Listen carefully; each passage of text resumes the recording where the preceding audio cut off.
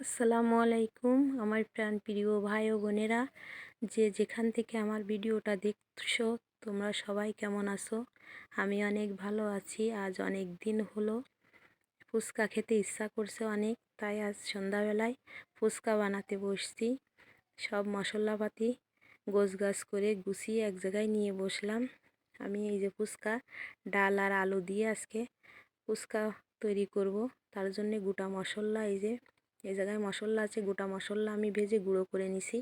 এই জায়গায় পেঁয়াজ কাঁচা ঝাল দিয়ে একসাথে ভাজি করে নিছি। এবার ডাল আর আলুটা ভালো করে হাত দিয়ে মেখে মেখে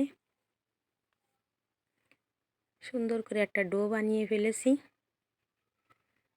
এবার এই যে ভাজা মশলাটাও দিয়ে দিলাম, হাতের সাহায্যে আবারও ভালো করে নেড়ে ছেড়ে দিছি। নেড়ে ছেড়ে ভালো করে মাখিয়ে দিলাম। এবার একটা ফুচকা ভেঙে ফুচকার ভিতরে এই ডাল আর আলুর বেটারটা আমি দিয়ে দেব। এইভাবে সুন্দর করে পুরোটাই দিয়ে দিছি। এই দেখো, এইভাবে ফুচকাগুলো আমি একটা প্লেটে সাজিয়ে নিলাম। আমার সাথে আরও অনেক আমার বন্ধুরা আছে, ছোট বড় বন্ধুরা সবাই আমার হাতে হাতে হাত মিলাচ্ছে। এবার আমি সালাডটা করে নেব ফুচকার জন্য। এজন্য এই জায়গায় শসা কুচা, কাঁচা ঝাল, পেঁয়াজ এগুলো হাতের সাহায্যে ভালো করে মেখে নিলাম। এভাবে সুন্দর করে মাখিয়ে নিছি। এবার ফুচকাটাও আমার সাজানো হয়ে গেছে।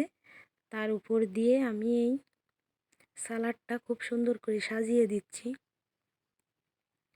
আমার আজকে ফুচকা বানানোটা তোমাদের কাছে কেমন লাগলো? ভালো লাগলে কমেন্ট করে বলে যেও।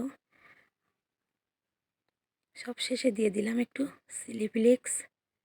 এই যে টক তেঁতুল টকের ভিতরের চিলি ফ্লেক্স দিলে অনেক ভালো লাগে। মশলা দিয়ে আমি সুন্দর করে টকটাও বানিয়ে নিছি।